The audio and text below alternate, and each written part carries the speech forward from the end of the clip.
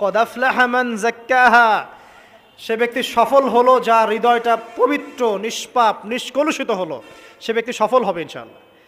একটা কাজ এখানে খেয়াল করেন, পাখিরা সকালবেলা ভোরবেলা বের হয় আর সন্ধ্যাবেলা বাসায় ফেরে। এখনকার মুসলিমদেরকে দেখবেন দুপুরবেলা ওঠে, রাত 3টায় ঘুমায়। কথা কি বুঝেন নাই?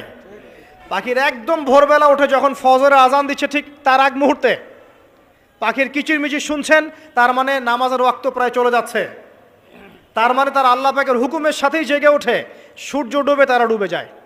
ঠিক এরকম সুন্নত ছিল নবী সাল্লাল্লাহু আলাইহি ওয়াসাল্লামের এবং সাহাবায়ে কেরামের। আজকে 1400 বছর পর মুসলিম জাতি এই সুন্নাহ ভুলে গেছে। এখন আমাদের সুন্নত দেখবেন, যদি কোনো রকম উঠেও ফেলি ফজরে, আবার 12টা পর্যন্ত ঘুম, আরও বেশি। আর এই যুব সমাজ যারা আছো তোমরা, কেউই 3টা-4টার আগে ঘুমায় বলে আমার মনে হয় না। অলওয়েজ অনলাইনে পড়ে আছে, টিকটক নিয়ে, ফেসবুক নিয়ে, গার্লফ্রেন্ডের সাথে চ্যাটিং। পাখির মতো হতে পারলে পরে মনটা তো নরম হবে, তারপরে না তাজকিয়া অর্জন হবে।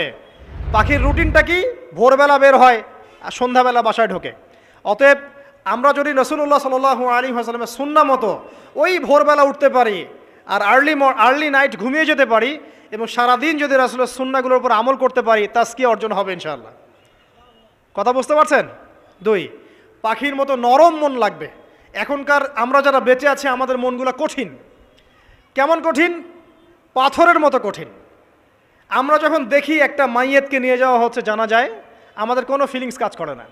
জানাজা যাচ্ছে, জানাজায় দাঁড়িয়েও মোবাইলটা টিপাটিপি করছে। জানাজার সাথে চলছে, কোনো ফিকির নাই যে এই জানাজা আমার হবে কালকে, ওই মোবাইল টেপাটিপি করছে। আমি এমনও দেখেছি, দাফন করা হলো মাইয়েতকে, দাফন করার পরে চারপাশে মানুষজন জড়ো হয়ে গল্প করছে, ভাই আপনার ওই জমিটার কি খবর, আপনার ওইটার কি খবর, বিজনেস কেমন চলছে, চাকরির কি অবস্থা। এই যে মাইয়াতকে পাশে দাফন করলো, কোনো ফিলিংস নাই, কোনো ফিলিংস নাই। আমি আত্মশুদ্ধির কথা বলছি। আত্মশুদ্ধির জন্য আপনার মনটাকে পাখির মতো সফট নরম করতে হবে।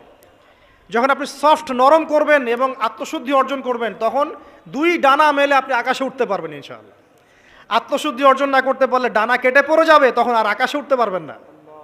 কোন আকাশে? ওই যে শহীদের রূহ যে আকাশে চলে গেছে, ওই আকাশ। অতএব মন কেন কঠিন হলো প্রিয় ভাই? 1 নাম্বার কারণ, আমরা শিরকের পাপে লিপ্ত আছি। 1 নাম্বার।